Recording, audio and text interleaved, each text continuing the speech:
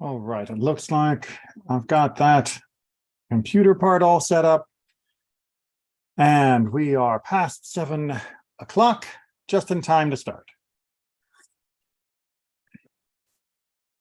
Okay, good evening to everyone. We are continuing our investigation of Mikvaot, of the wonderful ways in which different purity legislation is reflected in the Mishnah.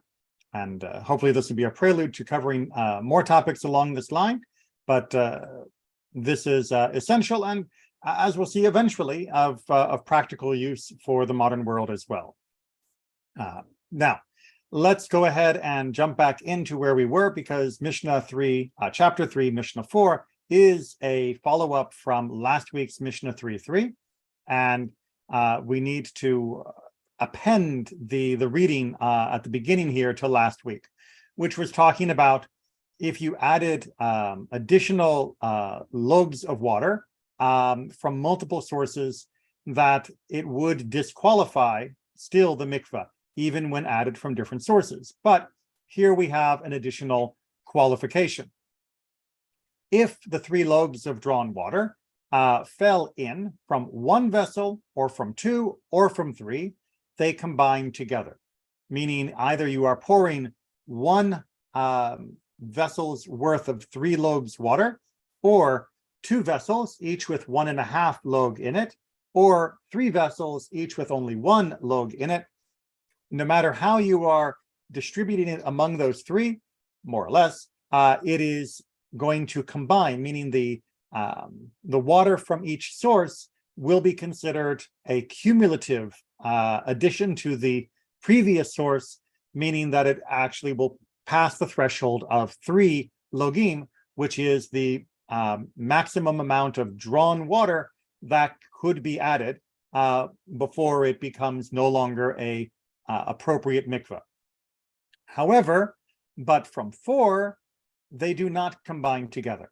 So now if we have 4 vessels, or 5 or 6, and in the 6th case, each of them only have half a log in them, and they are all being poured in their own turn, that would not combine to qualify as 3 logim.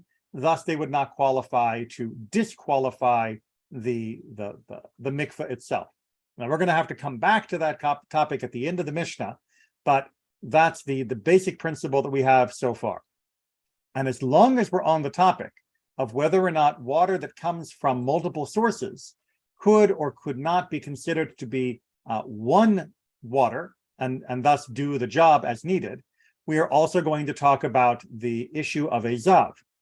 Here in the next section of the Mishnah, we read, if a man who had a seminal issue, that is to say a zav, and that's a whole nother topic of exactly what's covered in that, which we're not going to get into tonight. If somebody who is a zav was sick and 9 calves of water fell on him, or if there fell on the head and the greater part of the body of a clean person 3 logs of drawn water from 1 vessel, or from 2 or from 3, they combine together. But from 4, they do not. So there is the issue of a zav needing to immerse, but that is a principle that was established by Ezra, and as such, it's not quite of Torah level. And so the issue becomes, well, what if he's sick? If he's sick, then he would not be able to go into the mikvah and immerse properly.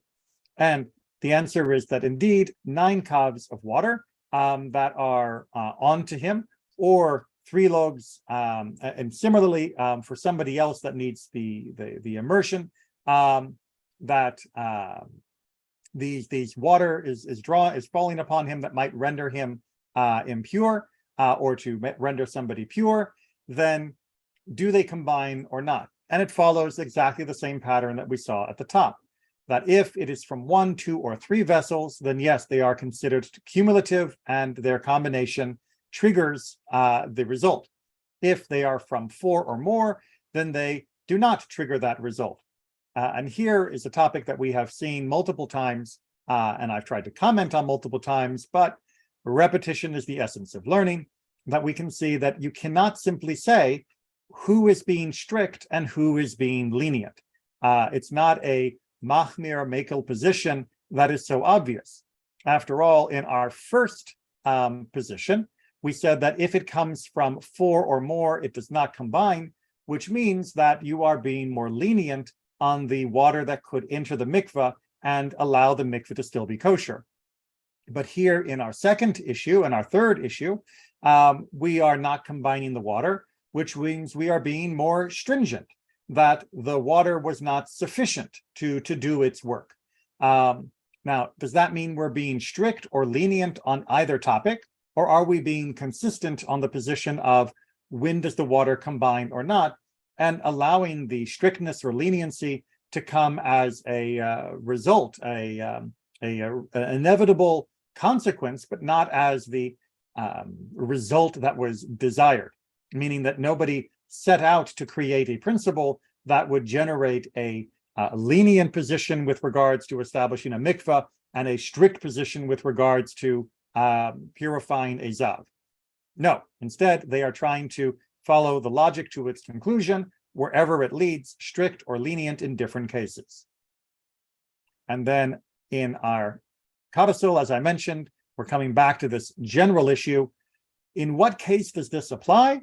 When the second began before the first finished, that the pouring had to be actually concurrent, meaning the first pour was still going when the second pour began, so that it was an uninterrupted flow onto the person that was being watered, or in the water that's being added to the mikvah. And if they were not together, then they are considered separate regardless of the circumstance. That is to say, if one person dumps one log, and then another person comes 5 minutes later and dumps one log, and a third person comes and dumps one log, those are not considered 3 logim. Those are considered separate. However, anticipating the question I am sure that we are all asking, the Mishnah goes on to clarify with an additional note, and in what case does the other statement apply? When there was no intention to increase it. But if there was an intention to increase it, if only or kortav in a whole year, they combine together to add up to 3 loaves. So if you poured in the water on purpose in order to make the mikvah be fuller without having to use the proper non-drawn water, then it doesn't matter if it came in the 1 log in the first month, the second log in the middle month, and the third log just before the end of the year. All of that, since it was intentional, is considered to add together, and you have just reached your 3 logim, and now you have disqualified the mikvah. So, as again, we've come across multiple times in our studies together, the kavanah of the action will make a difference. If somebody blunders and drops the water in, thinking that it's allowed, that this isn't going to be a mikvah for whatever, it's just a storage vat, whatever the reason, then we are going to carefully analyze how much was brought in and whether it was overlapping or not, et cetera, et cetera. But if someone's saying, you know what, it's so close to being done, and we don't need to worry wait for the next rain. Let's just go ahead and do it. And Bob, you do it in the morning, I'll do it in the afternoon, and Tom will do it in the evening. And that'll get our last 3 logim in, and now we're up to 40 sayas, and now the mikvah will be fine because it's okay. No, that's not how it works. If you are deliberately putting the water in the mikvah in order to increase it, knowing that it is invalid, then you are invalidating the mikvah. Okay, any questions before we leave chapter 3 behind? Okay, then let's take a look at chapter 4. So chapter 4, we are touching back on a topic that we have briefly encountered a couple times before, which is how do we actually fill the mikvah? And are there ways to fill it that look like a drawn vessel but aren't a drawn vessel? The one that we spent the most time with already was the issue of the pots on the roof that were left out accidentally, that filled with water from the rain. Can we break them or tilt them and let that dribble into the mikvah? And that was our initial discussion. Here we have something that's a little bit more focused. If one put vessels under a water spout, whether they be large vessels or small vessels, or even vessels of dung, vessels of stone, or earthen vessels, they make the mikvah invalid. Okay, so there's a couple of principles that we have to clarify here if we're going to understand this section of the Mishnah. One of them is this issue of the water spout. As we have talked about, if you put the water into a container and you use that container to transfer the water to the mikvah, then that is drawn water and it is not valid. However, a water spout, meaning a drain pipe, I guess would be a natural phrasing in modern English, that can be considered not a vessel, that it was created in a way that the rabbis do not categorize it as a vessel. Thus, water that has passed through it does not become drawn water. However, if you put a vessel under it, then now we are concerned that the vessel under it, which is collecting the water that is coming through, would be rendered now not as a natural flow, but as a deliberate collection. As such, it would render it invalid. But what are we then adding with the question of vessels of dung or vessel of stone or vessel of earthenware?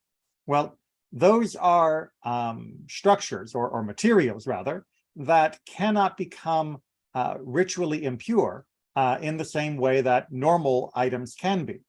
And what the Mishnah is telling us is that their collection is not rendering the water invalid because of impurity concerns, for if so, then a stone vessel wouldn't be an issue, but instead their collection itself is the issue. And that collection is here seemingly unavoidable and probably intentional, and thus, even though it's coming through this water spout, which in and of itself does not render the water unfit for the mikvah, the fact that it's been collected in that process could, or rather does, at least at this point. And then we continue on with a little bit more of that intentionality. It is all alike, meaning the ruling is the same, whether they were put there on purpose or were merely forgotten. This are the words of Beit Shammai. But Beit Hillel declares it clean in the case of one who forgets. So let's just clarify the positions of the two great houses. Beit Shammai is the dominant position that we have dealt with up to this point in this Mishnah. It's a continual block of their teaching. And they are the ones who said this drain pipe into a vessel, doesn't matter whether you put it there on purpose, doesn't matter whether you put it there and then forgot it was there. It's definitely collecting and therefore not usable in the mikvah. But Hillel says, well, yes, of course, if you put a pot at the bottom of a drain spout with the purpose of collecting the water, then obviously that would be drawn water. But if you forgot that you would put it there, then that means during the process of its collection, you were not intending that it be collected, which means now it is a natural flow. And as such, it could be used and would not disqualify the mikvah. Now, the Talmud goes into more detail on the way the forgetfulness can happen, meaning that Beit Shammai is saying if a person saw the clouds gathering and rushed to put out their pot, or whether they saw the clouds dissipating and put the pot out, we're going to come back to that, then perhaps all of that would be the same. Whereas Beit Hillel is saying, sure, if you saw the clouds coming and you put it out, then obviously if it rains, that water would be considered drawn. But if you saw the clouds coming, you put it out, and then you forgot that you had put it out, and then it rains in a separate occurrence later on, well, you were not trying to gather that rain. You didn't even remember that you had a pot out there. As such, that water is not invalidated. Now, Rabbi Meir gives us a very interesting tidbit on this. Rabbi Meir said they voted, and Beit Shammai had a majority over Beit Hillel. So this is one of the cases where we can get more information if you go into the Talmud, where there was a vote, a show of hands in the Beit Din, especially constituted at that time, that at that moment, Beit Shammai had a majority. And as such, the halacha was set at that time according to Beit Shammai's opinion. Yet, just a second, because we don't want to get too far ahead of ourselves, yet they agree in the case of one who forgets and leaves vessels in the courtyard that the mikveh remains clean. So that if you didn't have it under a water spout, but you had it just in the middle of the courtyard, then that is not the same as deliberately collecting.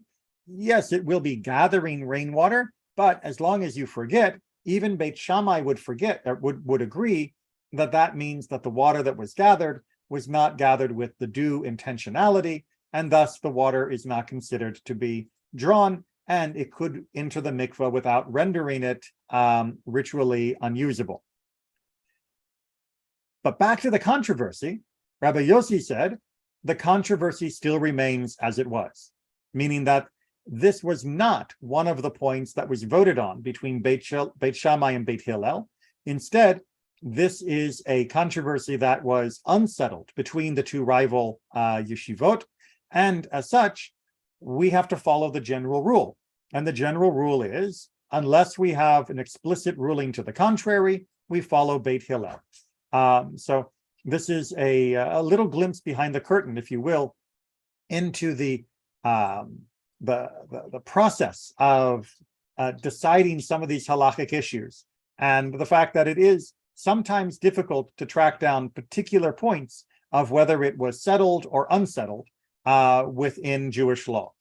I know that same issue can still also crop up in American law, where people will think that a particular issue or ruling is a matter of settled law and not open for re-examination, and it's not part of an ongoing controversy, but instead has been permanently resolved one way or the other.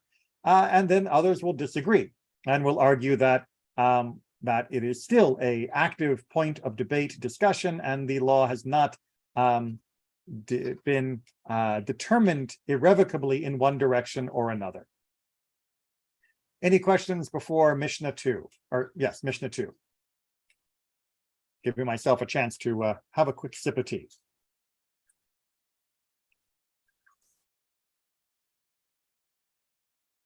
Okay.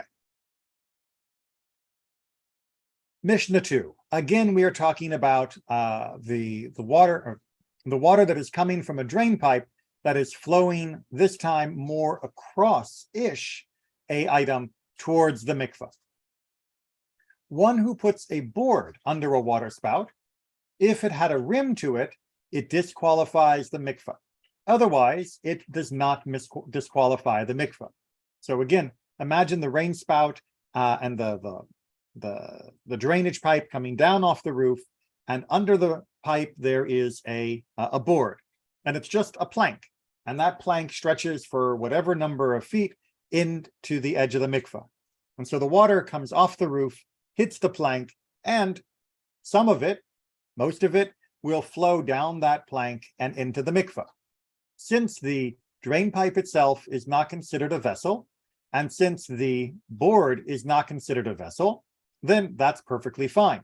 But if that board has a lip around it, if it has a little raised edge around it, a rim, then it is a vessel. Now it is something that can hold within that shape. Even if it's a very small rim, it still has a depth to it that will catch water, that will hold water.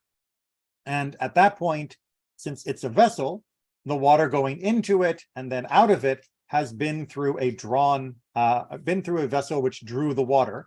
As such, the water becomes drawn water, and it is now disqualifying the mikveh.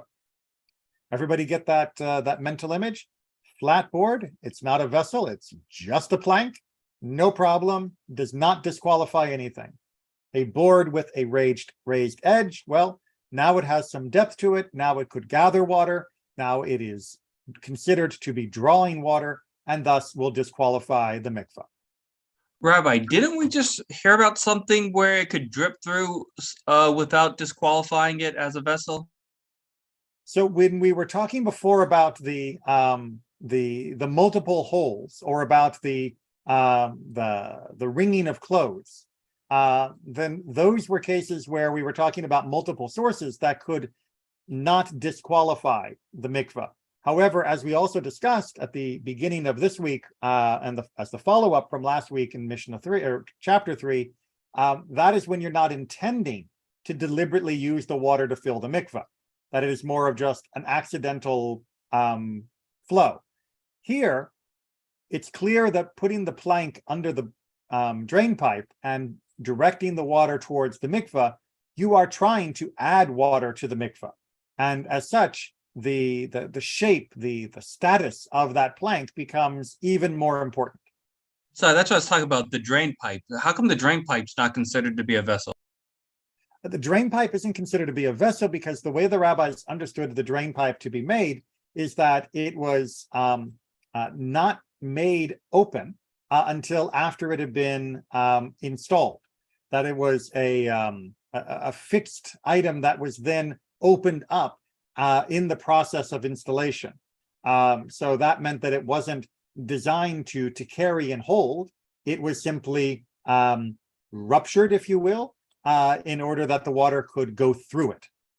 Now, whether or not you're convinced by that definition or distinction, well, the rabbis use it. And so a drain pipe made in this way is considered to be not a vessel, and thus the board under it, we have to examine its status specifically.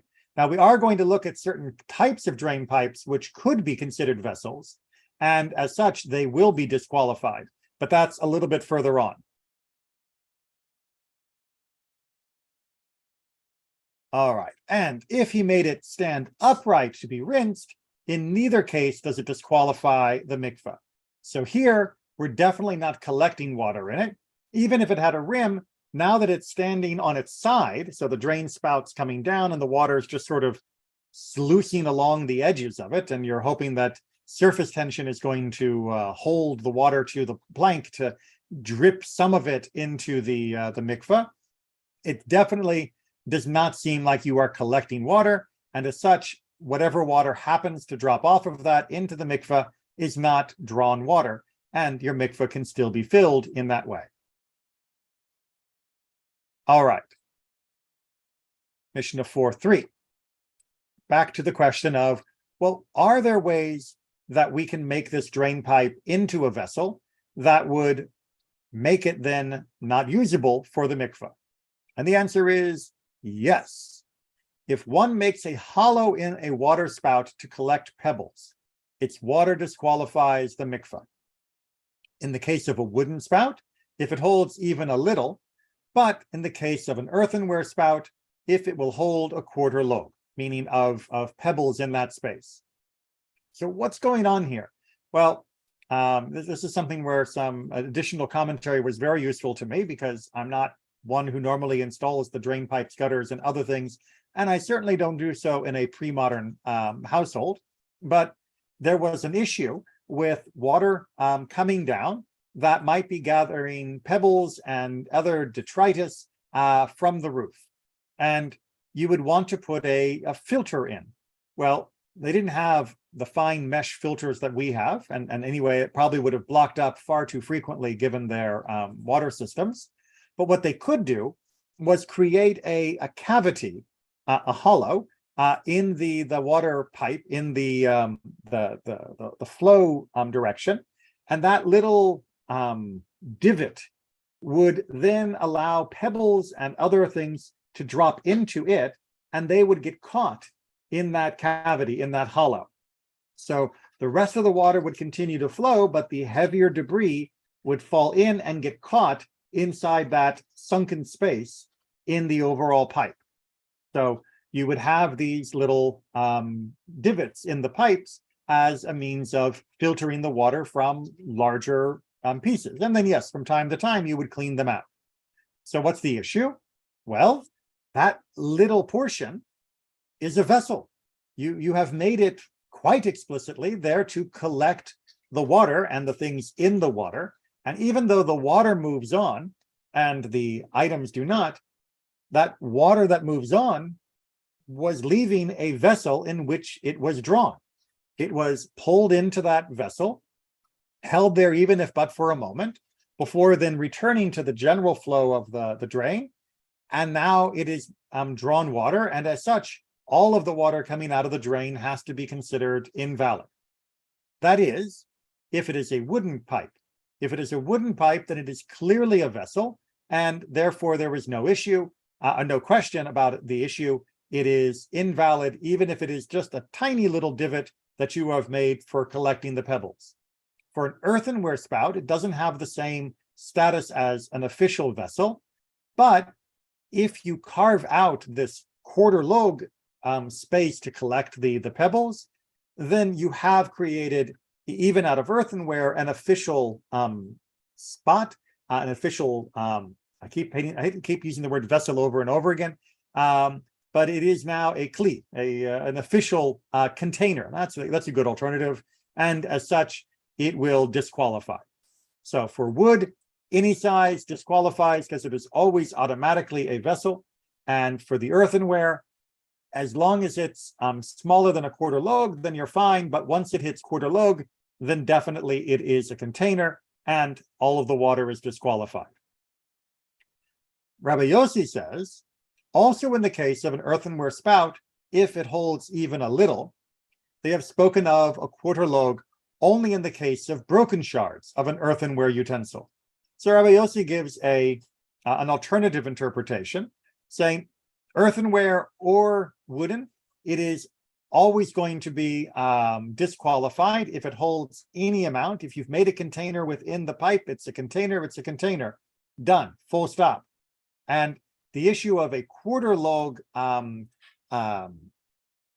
grace size, grace period for the quantity, that was only if it was a broken pipe, one that had even less standing as a vessel or less potential standing as a vessel, and that could have a quarter. Now Rabbi Yossi doesn't win that argument, but we still need to see his logic. Any questions or comments then on the drain pipe up to that point before we move out? As you can see, the commentary is a little long, and I want to make sure that we're all good before we pull up the next one. Okay.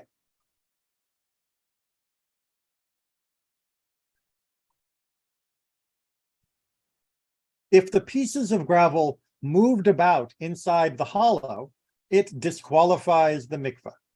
If dirt went down into it and was pressed down, the mikvah continues to be valid. Okay, so the issue is, could there be a case where there was a hollow that would disqualify the mikvah, that it might stop being a disqualification? And the answer is, well, yes, if that hollow is still not completely full, and so the pebbles that slide down into it have room to move about, and there's still water flowing in and then water flowing out as it deposits. There's still turbulent motion within it, even if it's just a little. Then it is still a container. The water is still going in it, and that means the water is drawn and the mikvah would be invalid.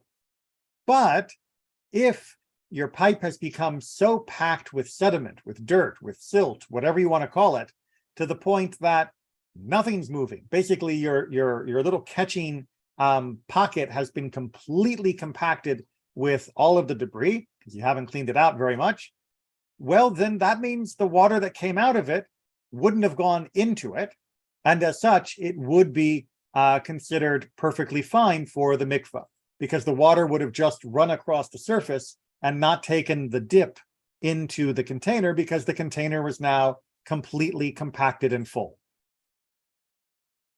Make sense? Okay, I guess you could say as a similar example, if you had a river and you buried a bucket in the bottom of the stream so that all the water went into the bucket and then came out again, that would be a problem. But if that bucket was completely full of dirt to the point of being level with the bottom of the stream, then it's like the bucket isn't even there. And that's what's the issue here. And then another way that the pipe might be constructed, if the spout was narrow at each end and wide in the middle, it does not disqualify the mikvah. It doesn't make the mikvah invalid, because it had not been made to gather anything. So again, intentionality is important. Apparently, the way of making a pipe portion where it was the regular sort of pipe size at each end, but much, much thicker in the middle, was a way of creating water pressure, that the water would come in, and as it filled the bell chamber of this expanded pipe area, it would then create more pressure on the outflow, which I guess was useful for people in antiquity. Now, obviously, if you have it narrow at each end and a bulb in the middle, then some things are going to gather in it. There are going to be pebbles and things that flow in and get caught in the bell chamber, the width of the chamber, that do not exit out the other side. And you might think, therefore, that this counts the same as a purpose-built catching filter area. But the answer is no, because, as I mentioned, this type of pipe with the large bell in the middle was not made to gather things, but was made in order to increase the water pressure. Its purpose is different, thus the ruling is different. I don't know how many times I can say this, but I love to do it anyway. What we mean to do matters greatly in Judaism. It's not just a pure mechanical activity. This is why you can't just have a robot examine a physical item and come to a determination for many, many situations, because they would need to investigate, well, who made it? Why did they make it? What was the intention? What was the underlying assumption? How does this work within the modern architectural, cultural life system that we are in, and the particular needs of this individual? Because one person may do something that looks a lot like another person, but that doesn't mean they are the same thing. So just one more piece of evidence of that principle. On to Mishnah 4:4. Drawn water and rainwater, which were mixed together in a courtyard, or in a cavity, or on the steps of a cave, if the greater part was valid, the whole is valid. And if the greater part is invalid, the whole is invalid. If they were equal in quantity, the whole is invalid. Okay. Again, I wish I had better artistic skills, but please just put up with my my verbal descriptions.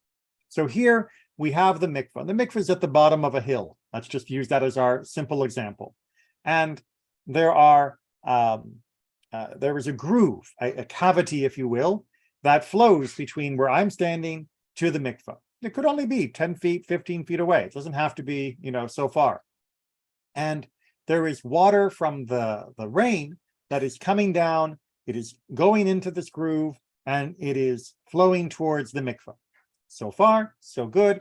Everybody would agree that that water that's just naturally flowing as rain overflow is perfectly fine, kosher for the mikvah. Yay. However, I'm standing there with a bucket. Now, if I took that bucket and I walked up to the edge of the mikvah and I poured that bucket of drawn water into the mikvah, and we've got a problem, because I've just added drawn water into the mikvah. However, if I take the bucket and I pour it at the top of the groove, that 10, 15 feet away from the mikvah, and it mixes with the rainwater that is flowing down that incline into the mikvah, then as long as what I've added is not equal to or more than the water that is being added by the natural rain flow, then that mikvah remains valid. And the water that I've just added to it is not disqualifying it. It is not considered drawn water by the time it reaches the mikvah. This is a way of adding drawn water without adding drawn water.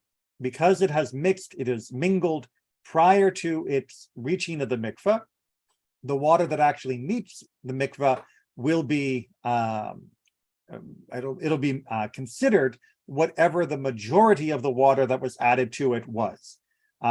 So if I added more than 50% of the rainwater in my bucket water, then it doesn't matter, I've disqualified it. But if I add less than that 50%, then that water, by the time it reaches the mikvah, is just like regular non-drawn water for the mikvah purposes. Now, if you're like me, you're probably thinking to yourself, well, wait a minute. I mean, so you're telling me I can add this water uphill and it gets to the mikvah, and that's considered perfectly. Isn't this a giant glaring loophole? Isn't this a major problem? Well, what would the alternative be? The alternative, of course, we're saying is no, this would be just the same as if you stood at the edge of the mikvah and poured it in. There's no reason you should possibly think that this has any special standing whatsoever. Great, says I. So that means that if you have a network of these grooves to gather the scarce rainwater that comes in many parts of Israel, that you can never use it because you don't know whether somebody upstream happened to put a bucket of water into the groove. That even in a stream itself, you don't know if somebody dumped their bucket of washing water into the stream that is now coming down towards the mikveh. If you do not take this position, if you say that the water that goes in has to be 100% minus 3 logs of exactly what we need kosher mikveh water, then you are rendering the most normal ways to make a mikveh impossible, because there's no way to validate all of the water that goes into the mikveh when it has the potential to have been mixed with drawn water out of sight. As such, if it is mixed out of sight, if it is mixed, not literally out of sight, if it is mixed away from the edge of the mikveh, and we are sure that the greater value was the non-drawn water, then we are okay with the mikveh status at that point. And as Dr. Colt points out, if you get a chance to visit Israel, especially in the Dead Sea area, but you can also find it in a few other parts of the country, you will find these types of cavities, these grooves, these channels that were designed to collect the rainwater that would fall very sporadically, especially in the Dead Sea area, and gather it together to fill up the Mikvaot in some places, and of course just the general storage tanks, the what do they call those? The basins, the bore, water tanks. There's another better cistern. The cisterns that are everywhere in that part of the country. Okay, any questions on that principle? Okay. When does this apply? As I mentioned, when they were mingled together before they arrived at the mikveh. If the drawn water flowed into the rainwater, it was known that there fell in 40 seahs of valid water before there came in 3 logs of drawn water, the mikveh is valid. Otherwise, it is invalid. So we still, if this drawn water is still recognizable as it has flown into the rainwater, as Dr. Cole points, then there are still reasons where we might consider it to be invalid. So again, we're trying to avoid too many exploitations of protection for accidental issues for it to become too commonly used as an intentional end run around the formation of a mikveh. So it works, but you have to be careful that it works because it works, not because you are trying too hard to make it work.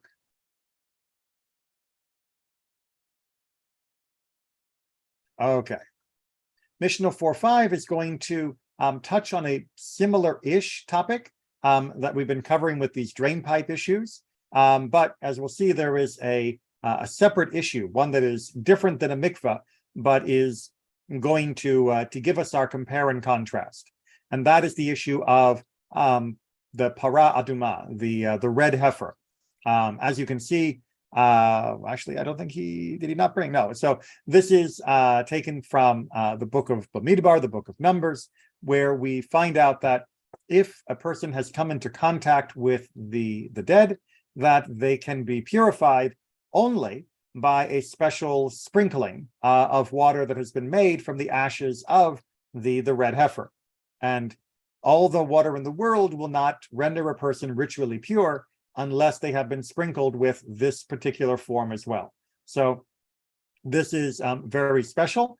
it is has its own unique halacha, and as we point out in the commentary, that's over in Para 5.7. You'll find exactly the same Mishnah there, and as such, its requirements are going to be used as a mirror to the requirements of the mikvah.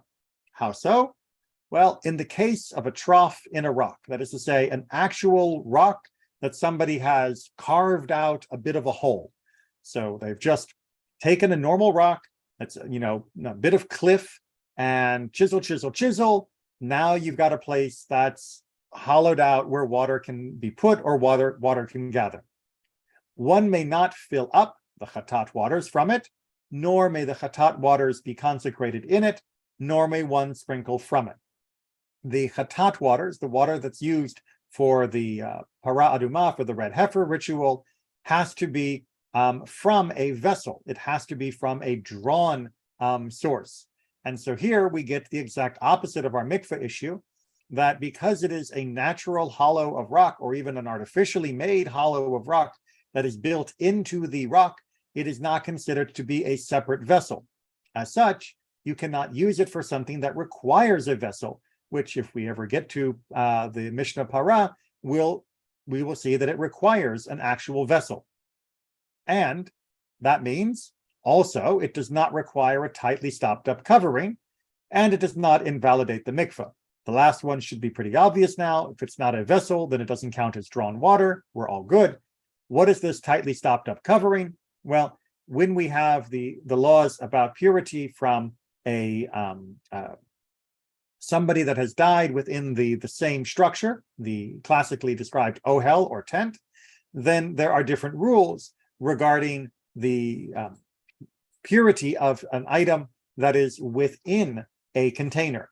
And if it is a real container, then that container has to be tightly covered for its contents to remain ritually impure when somebody has died in that space.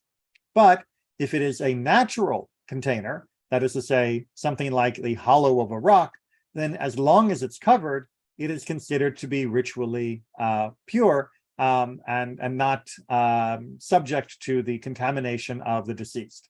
So that's another way that we know this is not considered a vessel. For the purposes of the red heifer and for the purposes of the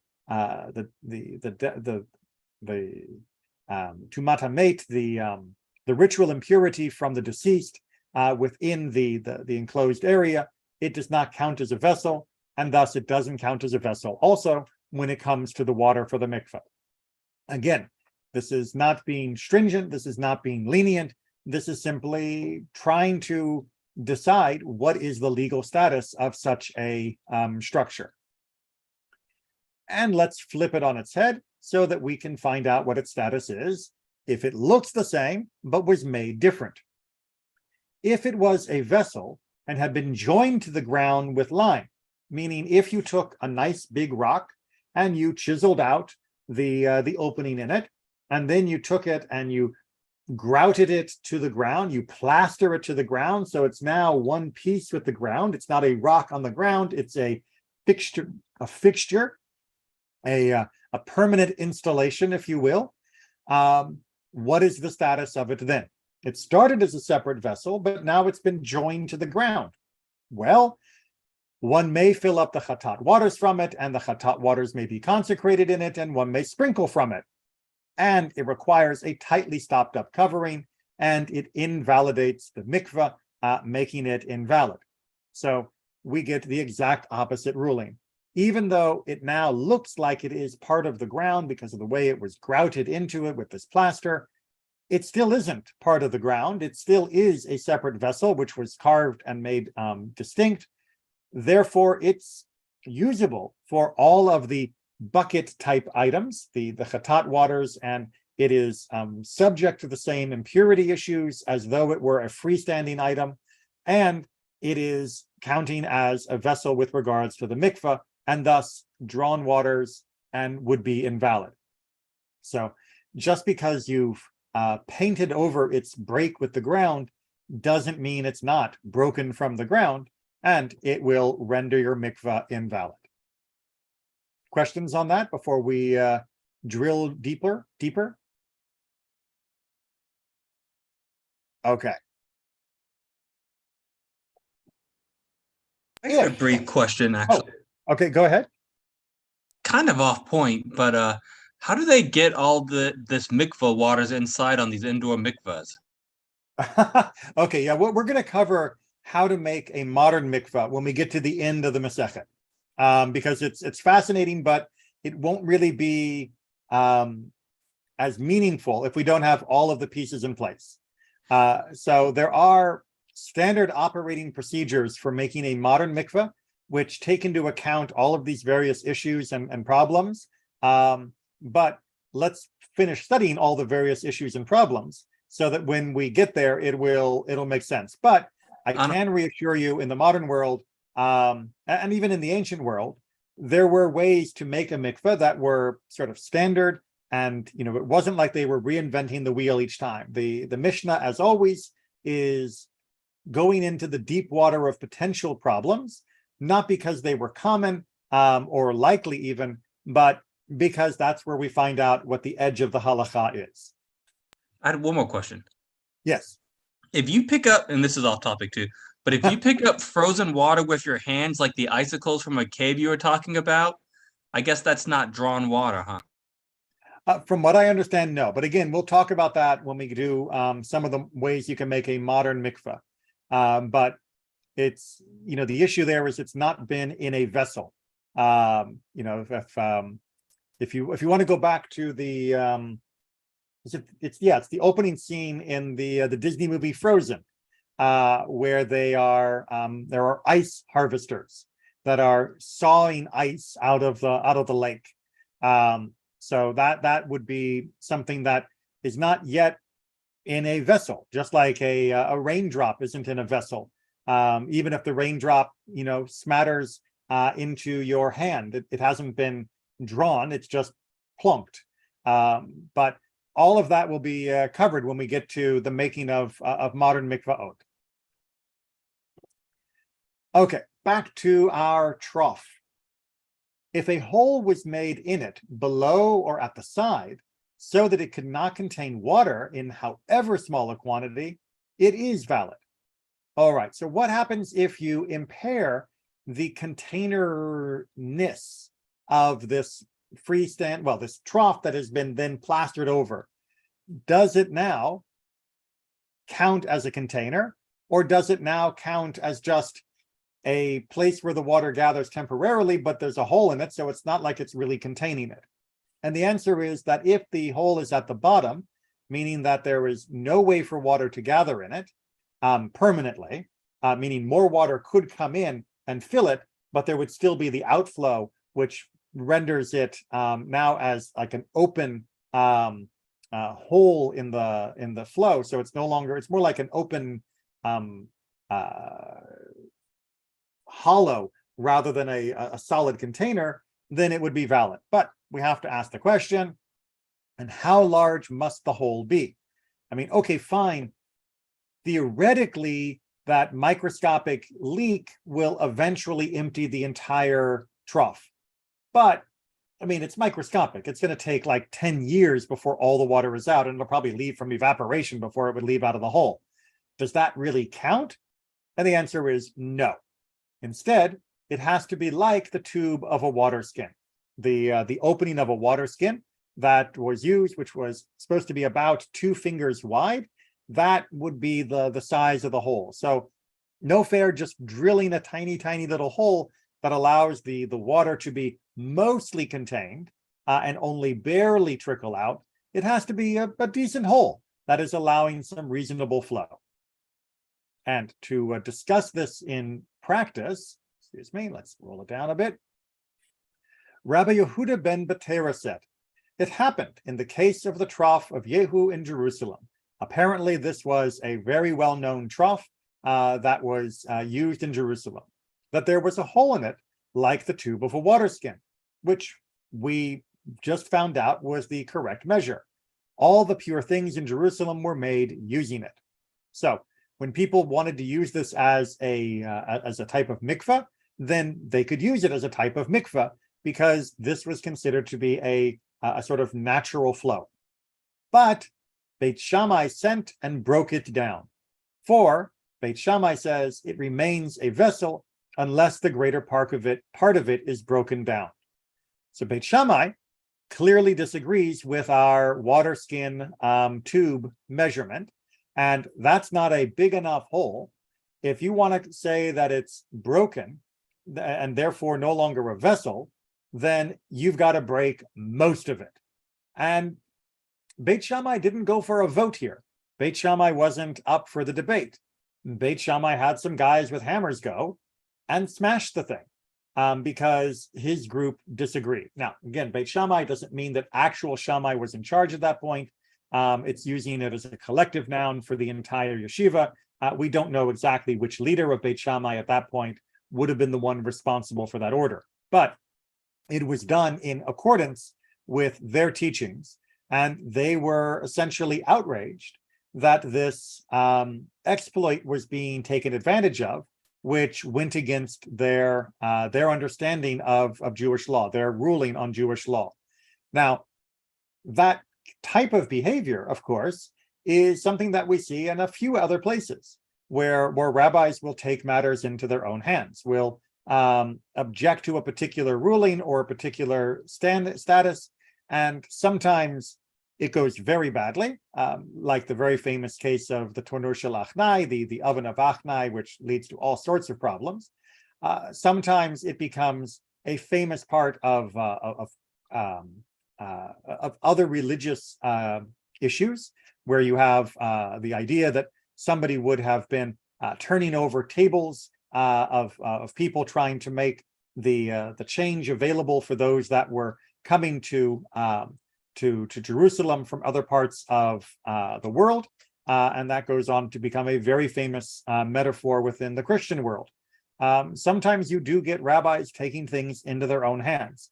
Generally speaking, this is severely frowned upon. The Jewish model is supposed to be of debate, discussion, agreement, consensus building, and then implementation across the community consistently. If we just allow factionalism to run rampant, where one group will impose their will upon another with a hammer, then you are losing the whole point of debate in the first place. So while this is a fascinating story with regards to Mikvaot, it is even a more fascinating story with regards to how infrequently this is found in the Jewish tradition, and how often people are willing to find ways to accommodate and to cooperate to implement Jewish law. So this should not be used as a standard of practice for implementing your will upon the community. Any questions or comments, or else we will leave it there for tonight, because there's no point beginning chapter 5 with only 5 minutes left. Sure, I had a quick comment. Mm-hmm. Just out of curiosity, though, back to whether or not you should break stuff. I know there's been issues with idol worship, and I know recently you gave, well, I shouldn't say recently, a few years ago, you gave a sermon about that thing that Jewish people were leaning on to try to get pregnant. Thing that people were leaning. Oh, okay. So, I mean, The statute. So, yeah. Yes. So, yes, obviously idolatry, not great. Obviously if you have an idol, smash it, go ahead. And that is not a matter of taking a side in a debate and then implementing it. That is a observance of Jewish law. I should point out, however, that Judaism does generally make a distinction between historical artifacts that are sitting in a museum of historical interest, that those are very much different than buying a statue of Zeus that you want to offer up a cow to. So there's idolatry, and then there is archaeology. And archaeology does not demand the destruction of things that have been abandoned and set aside. Indeed, there are many leniencies when you come across an idol that has been abandoned or set aside, that has been essentially desecrated by its condition. But the second part of people using superstition or other forms of almost magic working is strongly frowned upon in most varieties of Judaism. I will say, unfortunately, some communities do encourage this more than others. I believe that is a fundamental misreading of our tradition. But, I'm not going to go smash theirs because I recognize that within their tradition, they seem to think that is right. And if I were to smash, walk into someone else's synagogue where they were doing something like that and smash what they were doing, I would be in Beit Shammai's camp, and that's not someplace I'd be comfortable being. But at some point, does using these magical artifacts amount to idolatry? Or? Well, it certainly can be. I mean, the most famous example of that is of Hezekiah, when we had the bronze serpent that had been created by Moses back during the Exodus, and during that time, it was a banner, a standard that would help direct the people towards God, that helped turn their faith back to God, that stopped the plague of serpents at the time. But by the time Hezekiah came along, it was being worshipped in and of itself as an idol. And at that point, he recognized it needed to go, and so he destroyed it. So like we've said already tonight and many other times before, sometimes it does come down to attitude and use. Certainly if I found that somebody was bowing down to some sort of thing in our sanctuary, I would be very upset. And if I found out everyone was bowing down to it, then I would have it removed, because clearly it was far too tempting towards some form of idolatry. Thankfully, that's not a problem. All right, and that brings us almost perfectly to 7 o'clock or 8 o'clock. So we will finish there, and I wish everyone a wonderful evening, and I will see you next time for more study.